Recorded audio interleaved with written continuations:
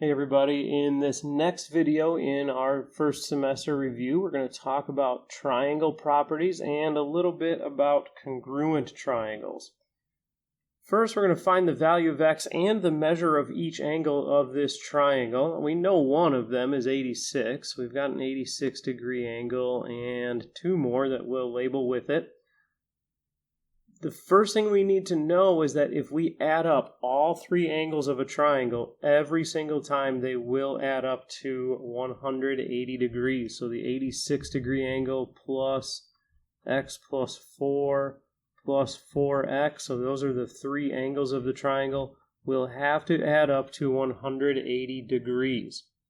And now I can combine some like terms. X and 4x makes 5x.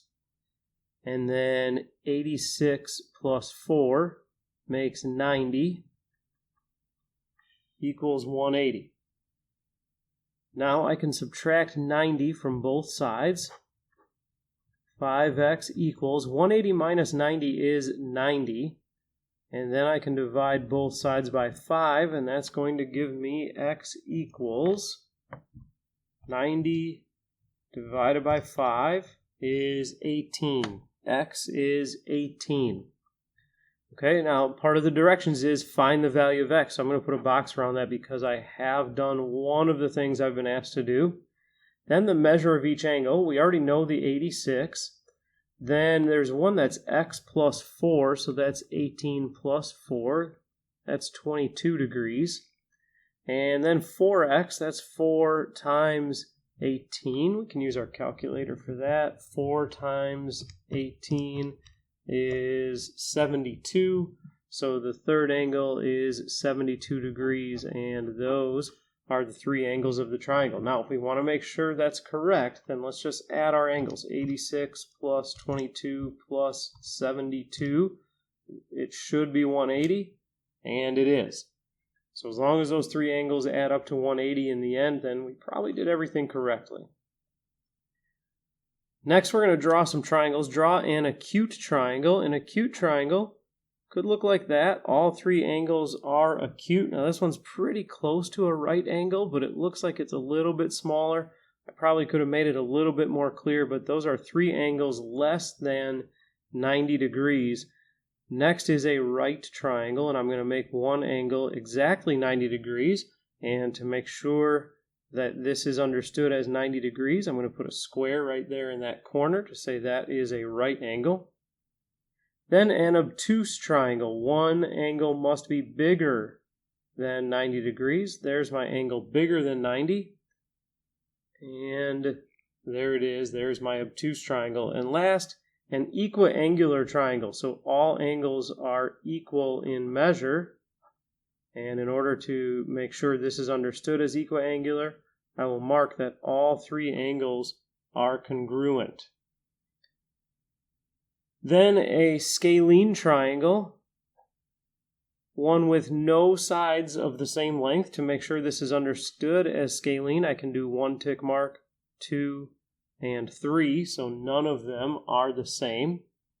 Isosceles triangle, 2 of them are the same as each other. And equilateral, all 3 sides are the same. Anytime a triangle is equilateral, it is also equiangular. Any equiangular triangle is equilateral, so these two could have gone together. They are both equilateral and equiangular. A little bit about congruent triangles. First, write a congruence statement. So triangle, let's just call this first one ABC, is congruent to triangle. Now from here, I need to try to get the same order. So ABC, what corresponds with A? A is where the 1 tick mark meets the 0 tick marks. 1 tick mark, 0, that's M. So A and M go together. They are corresponding. Then B is where 2 tick marks meets 0 tick marks. 2 tick marks, 0 tick marks. That is L. And that leaves C left over. Now because these are congruent, I know that all the corresponding angle pairs are congruent. Now C on both sides of C, that's a pair of vertical angles, so we should have known that already. B and L are in the same position.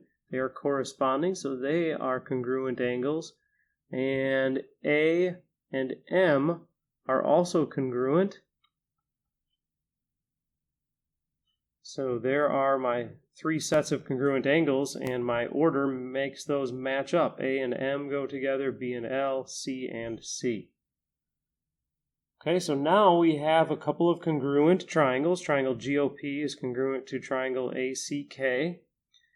And we want to find the measure of angle O. So angle O, that's right here. Angle O corresponds with angle C, and angle C is 80 degrees, so angle O must also be 80 degrees. So the measure of angle O is 80 degrees. The length of segment AC, that's the first two letters. GO is the first two letters. GO is 12. So AC must also be 12. So the length of segment AC is 12. And last, the measure of angle P. So for the measure of angle P, I can do 180 minus the two angles here that I know, minus 70 minus 80. Measure of angle P is 180 minus 70 minus 80 is 30. So the measure of angle P is 30 degrees. And last for today's video, draw a right triangle and an isosceles triangle and label all parts of each. So in a right triangle, we've got a right angle. And I've got it marked as a right angle, but let's label it. So that right there is the right angle. The two sides that form the right angle are called legs. So there's a leg, there's a leg. And the third side, the longest, the one across from the right angle, is called the hypotenuse. These other two are both acute angles. We don't really need to label those. Let's move on to the isosceles triangle. And we'll mark the two that are congruent. Now the two congruent sides of an isosceles triangle are called legs. So that's a leg and that's a leg. The non-congruent side is called the base. The two angles that are along the base must be congruent to each other, and those are called base angles. So the base angles are here and here, and this one up here that is not one of the base angles is called the vertex angle.